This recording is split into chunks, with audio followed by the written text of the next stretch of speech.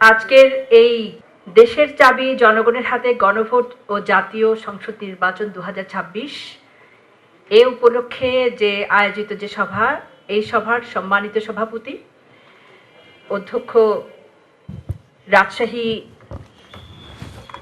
Rajshahi college, উপস্থিত রয়েছেন আমাদের গণযোগাযোগ অধিদপ্তরের কর্ণধার, উপস্থিত রয়েছেন তথ্য মন্ত্রণালয়ের সিনিয়র কর্মকর্তা বৃন্দ, আপনাদের সকলকে সালাম। সবচাইতে যারা আমার সামনে উপবিষ্ট রয়েছেন, এক ঝাঁক তরুণী, বুদ্ধি এবং প্রত্যয়দীপ্ত চোখ, যাদের হাতে দেশের চাবি রয়েছে, যারা দেশটা আগামী সময়গুলোতে সুন্দরভাবে চলবে সেটার চালিকা শক্তি, আপনাদের সকলকে অভিনন্দন। এবং আপনাদের সকলকে এখন পর্যন্ত 12টা বাজে নাই, শুভ সকাল। আজকে আমি আপনাদের কাছে কিছু বিষয়, এই পর্যন্ত আপনারা শুনেছেন, কিছু বিষয় তুলে ধরব এবং স্লাইডের মাধ্যমে আপনাদের কিছু বিষয় আপনাদেরকে বলবো। আপনারা হচ্ছেন এই মুহূর্তেই শুনেছেন যে গণতন্ত্রের আসল চালিকা শক্তি, অর্থাৎ দেশের নাগরিক, স্বাধীন দেশের স্বাধীন নাগরিক, এবং নাগরিক হিসেবে আপনার যে দায়িত্ব আছে তার মধ্যে প্রধানতম দায়িত্ব হচ্ছে যে আপনার যে রাইট, আপনার যে অধিকার, সেটা তৈরি করা, স্ট্যাবলিশ করা। আপনি একজন মানুষ হিসেবে যেসব অধিকার সংরক্ষণ করেন সেই সব তো আপনি করবেনই। দেশের নাগরিক হিসেবে যে সকল অধিকার আপনার প্রাপ্য, সেই সকল অধিকার পূর্ণ মাত্রায় উপভোগ করা এবং প্রয়োগ করা, তার মধ্যে একটি অন্যতম হচ্ছে ভোটাধিকার। আপনারা শুনেছেন দীর্ঘ সময় একটা কর্তৃত্ববাদী শাসনের ফলে আমরা কিন্তু সেই ভোটাধিকার প্রয়োগ করতে পারিনি, এবং আমরা কিন্তু এইবার দীর্ঘ সময় পরে একটি না হা ভোট অথবা একটি গণভোটের মাধ্যমে আমাদের সেই অধিকার প্রয়োগ করতে যাচ্ছি, অর্থাৎ আমরা সংস্কারের দিকে যাচ্ছি।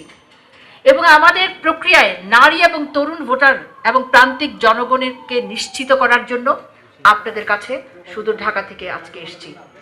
এবং আপনারা এই আজকের আলোচনার মূল বিষয় হচ্ছে গণভোটের গুরুত্ব বোঝানো এবং দায়িত্বশীল হিসেবে নিজেদেরকে গড়ে তুলতে উৎসাহ প্রদান করা। সেই লক্ষ্যে আমার কিছু স্লাইড আছে যে গণভোট এবং জাতীয় সংসদ নির্বাচন তৃণমূল পর্যায়ে আমরা যে প্রচারণাগুলো করছি সেই বিষয়ে আপনাদেরকে জানানো। এবং গণভোট কি? প্রধানত গণভোট হচ্ছে আপনার রাইট স্টাবলিশ করা।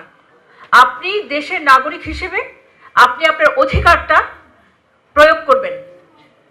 কেন প্রয়োগ করবেন? এখন আমি যদি বলি, 4টি প্রশ্ন রয়েছে, কিন্তু 4টি প্রশ্নের মধ্যে প্রায় 11-12টি বিষয় রয়েছে। এই 4টি প্রশ্নের মধ্যে 11-12টি বিষয়ের একটি হলো সরাসরি আপনি মতামত দিবেন।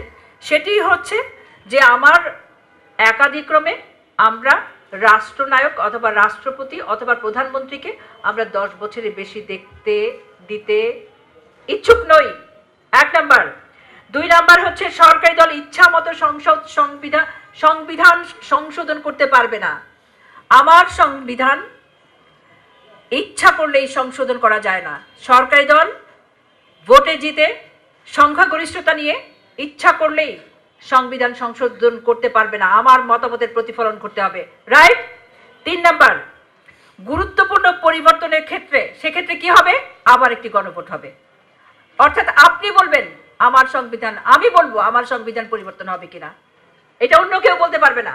রাষ্ট্রের ক্ষমতায় গিয়ে রাষ্ট্রের যারা কর্ণধার তারা বলতে পারবে না সংশোধন পরিবর্তন হয়ে যাবে, এটা আপনি বলবেন, গণভোটের মাধ্যমে আপনি জানাবেন। 10 বছরে কেউ প্রধানমন্ত্রী থাকতে পারবে না, সংসদে নারীর প্রতিনিধিত্ব বাড়বে। আপনারা জানেন দেশের অর্ধেকের বেশি এই মুহূর্তে নারী সমাজ রয়েছি আমরা, আমাদের সংসদের প্রতিনিধিত্ব বাড়াতে হবে। 5 নাম্বার হচ্ছে ক্ষমতার ভারসাম্যের জন্য একটি পার্লামেন্ট হবে যেটি উচ্চ কক্ষ এবং নিম্ন কক্ষ, তাতে ক্ষমতার ভারসাম্য থাকবে। তারপর হচ্ছে দেশের বিচার ব্যবস্থা স্বচ্ছ নিরপেক্ষ হতে হবে, অর্থাৎ ন্যায়ের বিচার প্রতিষ্ঠিত হতে হবে। আপনার মৌলিক অধিকার, আমার মৌলিক অধিকার, ইন্টারনেট কখনোই শাটডাউন হবে না। অর্থাৎ আমার যা অধিকার, আমার বলবার অধিকার, আমার কথা বলার অধিকার, আমার বাক্য চয়নের অধিকার, আমার মত প্রকাশের অধিকার, সেটা নিশ্চিত করতে হবে। ইচ্ছা করলেই শাটডাউন করা যাবে না ইন্টারনেট অবারিত চলবে, আমাকে আমার কথা বলার দেওয়ার অধিকার দিতে হবে, আমরা নিশ্চয়ই সেটা চাই। তারপর কারোর হচ্ছে দণ্ডপ্রাপ্ত অপরাধীকে রাষ্ট্রপতি ক্ষমা করতে পারবে না। আমার ভাইয়ের মৃত্যুর জন্য আমি যদি চাই তাহলে সে অপরাধী ক্ষমা পাবে, কিন্তু আমার ভাইয়ের মৃত্যুর জন্য রাষ্ট্রপতি অথবা তৃতীয় কোনো পক্ষ ক্ষমা করে দিতে পারবে না, কখনো হতে পারে না। আমার আমার আমি ক্ষুব্ধ হই, আমি কাতর হই, আমি মরে যাই আমার স্বজন মারা গেলে, সেটা আরেকজন মানুষ, আরেকজন রাষ্ট্রপতি যিনি ইচ্ছা করলেই তাকে ক্ষমা করে দিতে পারে, এটা চলতে পারে না। তার জন্যই কিন্তু আমরা আজকে বসেছি সংস্কারে, এবং আমাদের সেই সংস্কারগুলো লিখিত একটা দলিল হচ্ছে জুলাই সনদ। এই জুলাই সনদের মাধ্যমে আমরা কিন্তু সংস্কারকে কি বলবো তাহলে? হ্যাঁ বলবো। সংস্কারকে কি বলবো? হ্যাঁ বলবো। আমরা এই জিনিসগুলো চাই কিনা? এই জিনিসগুলো হচ্ছে ন্যায়ের, অন্যায়ের বিরুদ্ধে। এই জিনিসগুলো আমরা সকলেই চাই, আমরা মননে ধারণ করি, আমরা বিশ্বাস করি, এবং আমরা চাই যে এই সংস্কারগুলো আমাদের আসুক আমাদের সমাজে, আমাদের দেশে, এবং প্রত্যেকটা সংস্কারের ক্ষেত্রে যেন আমার রাইট থাকে, আমি বলতে পারি হ্যাঁ এটা হবে, এটা হবে না। আমরা চাই তো, সেজন্য কিন্তু আমরা এসছি, এবং আমরা এসছি একটা ন্যায্যতার জন্য, যেন দেশটা সুন্দরভাবে চলে। এই বিষয়গুলো 11-12টা বিষয়ে 4টি প্রশ্নের মধ্যে আছে। এই 4টি প্রশ্নে একটি সিল আপনারা দেবেন। গোলাপি রঙের ব্যালটে 12 তারিখ 7:30 থেকে ভোট শুরু, 4:30 পর্যন্ত। আপনারা যারা এখানে আছেন, আমাদের গণযোগাযোগ অধিদপ্তরের মহাপরিচালক মহোদয় বলেছেন যে আপনারা হচ্ছেন মা, আপনারা হচ্ছেন কন্যা জায়া জননী, এবং আপনাদের কিন্তু চালিকা শক্তি, আপনাদের কিন্তু সংসারের চাবি আপনাদের হাতে। আপনারা যেরকম পরিবার উদ্বুদ্ধ করতে পারেন, আপনারা প্রতিবেশীকে উদ্বুদ্ধ করতে পারেন, আপনারা আপনাদের কমিউনিটিকে উদ্বুদ্ধ করতে পারেন, সমাজকে উদ্বুদ্ধ করতে পারেন, এবং দেশকে উদ্বুদ্ধ করতে পারেন। নারীর শক্তি কিন্তু অনেক বেশি, নারী কিন্তু মহীয়সী, এবং নারী চাইলেই কিন্তু অনেক পরিবর্তন করতে পারে। এবং সেক্ষেত্রে আপনারা এক একজন আজকে অ্যাম্বাসেডার আমার কাছে, প্রতিনিধি। এই যে অ্যাম্বাসেডার আপনারা যে এক একজন মুখপাত্র হয়েছেন, আপনারা কিন্তু সমাজে এই রাজশাহী জেলার প্রত্যন্ত অঞ্চলে ছড়িয়ে পড়বেন। আমাদের প্রায় প্রান্তিক জনগোষ্ঠী যারা আছে তারা কিন্তু না হা ভোট বোঝে না, তাদেরকে বোঝানো যে আপনাকে একটা ন্যায্য রাষ্ট্র দেওয়া হবে, আপনাকে রাষ্ট্রপতি চাইলেই ক্ষমা করতে পারবে না, এবং রাষ্ট্রপতি কর্ণধাররা চাইলেই, দেশের যারা মালিক, যারা ভোটে সংখ্যাগরিষ্ঠতা পাবে, চাইলেই সংবিধান সংশোধন করতে পারবে না, চাইলে আপনি যে ইন্টারনেট দেখেন এটা বন্ধ করতে পারবে না। আপনি কি এটা চান? এই জিনিসগুলো বোঝানো। এবং আপনি কি চান? ক্ষমতার ভারসাম্য কিনা। আপনি কি চান যে একসাথে 15 বছর একজন থাকুক, মাথায় যা আসে তা কিছু করুক? নিশ্চয়ই আপনি সেটা চান না। সব কিছুর ভারসাম্য প্রতিষ্ঠা করার দায়িত্ব আপনার হাতে। তাকে বোঝাবেন যে আপনি চাইলে করতে পারবেন, তাহলে এরকম একটা গণভোট হবে। সেই ক্ষেত্রে এই 4টি প্রশ্নের বিষয়গুলো আপনারা যদি একটু ভাগ ভাগ করে বোঝান তাদেরকে, তাহলে কিন্তু তারা বুঝতে পারবে। আমরা একটু এগোই। আপনি এখন কিভাবে তাদেরকে বোঝাবেন? আপনি বোঝাবেন যে গণ অভ্যুত্থানের ফল কি হতে পারে। গণ অভ্যুত্থান 24 সালে ছাত্র জনতার যে গণ অভ্যুত্থান, তার মধ্যে দিয়ে কিন্তু একটি কর্তৃত্ববাদী শাসনের অবসান ঘটেছে, এবং গণতান্ত্রিক কাঠামো পুনর্গঠনের দিকে আমরা চলছি। আমাদের প্রচুর সংস্কার, প্রত্যেকটা ক্ষেত্রে সংস্কার কমিটি বসেছে, এবং আমাদের প্রচুর সংস্কার হয়েছে, এবং আমরা সবার সাথে ঐক্যমত্যের ভিত্তিতে জুলাই সনদ একটা গঠন করেছি। এবং এইখানে জুলাই সনদের মধ্যে আপনাদের কিভাবে আপনারা অংশগ্রহণ করবেন, আপনারা মতামত দেবেন। এই মতামতটাই হচ্ছে কিন্তু ন্যায় এবং হ্যাঁ, এবং এই মতামতটা দিয়েই কিন্তু আপনি আপনার ন্যায্য রাইট যেটা আপনার অধিকার যেটা, সেটা কিন্তু আপনি স্ট্যাবলিশ করবেন, প্রতিফলন ঘটাবেন, এবং এটা আপনার একেবারে অন্যতম দায়িত্ব।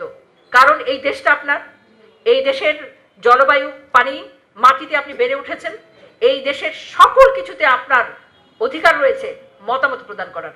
আপনি চাইলে মতামত প্রদান করতে পারেন, নাও মতামত করতে পারেন, কিন্তু আপনাকে যদি মতামত না দেন তাহলে কিন্তু আপনি একটা অধিকার থেকে বঞ্চিত হবেন। তার মানে আমাকে মতামত দিতেই হবে, অর্থাৎ আমি হায়ের পক্ষে যেন মতামত দিই যে আমরা আসলে পুরোপুরি একটা ন্যায্য, পুরোপুরি একটা সঠিক, সুষ্ঠু এবং নিরপেক্ষ রাষ্ট্র চাই, যে রাষ্ট্রে আমার মতামতের প্রতিফলন ঘটবে। আপনারা এটাই বুঝাবেন মানুষকে, এবং এই বোঝানোর জন্যই আপনাদের কাছে এসেছি। তথ্য ও সম্প্রচার মন্ত্রণালয়ের মোটামুটি দায়িত্ব হচ্ছে সারা বাংলাদেশের প্রত্যন্ত অঞ্চলে গিয়ে সেটা বোঝানো। আমরা আজকে ফার্স্ট টাইম ভোটার, নতুন ভোটার যারা আছেন এখানে তাদেরকে স্বাগত জানাচ্ছি, যারা নারী ভোটার তাদেরকে স্বাগত জানাচ্ছি।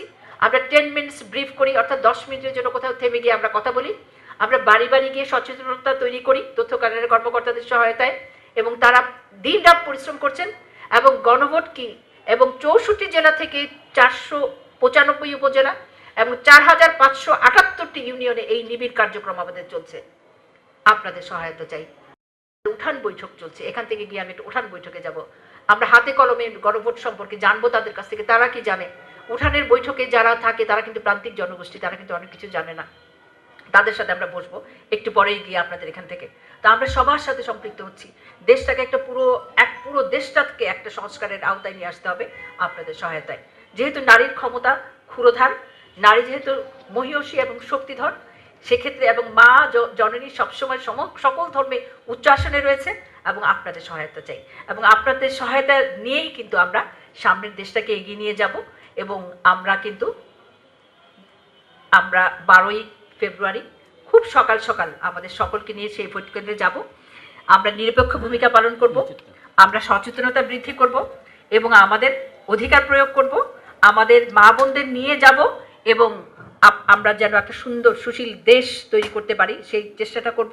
চারিদিকে কিন্তু গুজব অপতথ্য কিন্তু চারদিকে রয়েছে, আপনাদের চারদিকে কিন্তু গুজব অপতথ্য রয়েছে। আপনারা যেহেতু শিক্ষিত মানুষ, আপনারা যেহেতু সমাজের সবচেয়ে সচেতন মানুষ, আমরা সেই জন্য কিন্তু আপনাদের কাছে এসেছি। এই যে সামাজিক যোগাযোগ মাধ্যমে যেসব গুজব অপতথ্য, আপনারা কিন্তু বুঝিয়ে দেবেন যে না, এগুলোকে না বলুন, এগুলো দেখবেন না, এগুলো থেকে আপনারা সরে আসুন। আপনারা দেশের একজন সচিব যদি এই পর্যন্ত আসে, এবং আমরা কিন্তু একদম প্রত্যন্ত অঞ্চলে যাচ্ছি, একজন ডিজি যদি প্রত্যন্ত অঞ্চলে যায়, আপনারা কিন্তু দায়িত্বটা নেবেন। আপনারা এই রাজশাহীর মানুষ, রাজশাহীর মাটিতে বেড়ে উঠেছেন, এই রাজশাহীর জনগণকে বোঝানোর দায়িত্ব আপনাদের হাতে দিয়ে, এবং এই ফার্স্ট টাইম ভোটার এবং তরুণ ভোটারদের সবচাইতে সক্রিয় দেখার জন্য উন্মুখ হয়ে আজকে আমি আমার বক্তব্য শেষ করছি আমাদের মাননীয় প্রধান উপদেষ্টার কিছু বার্তা দিয়ে। তিনি বলেছেন এবারে নির্বাচন হবে একটি ইউনিক নির্বাচন এবং শতাব্দীর সেরা নির্বাচন। তিনি বলেছেন নির্বাচন এবং গণভোটে জনগণের অংশগ্রহণ নির্ধারণ করবে ভবিষ্যতের একটি বাংলাদেশ।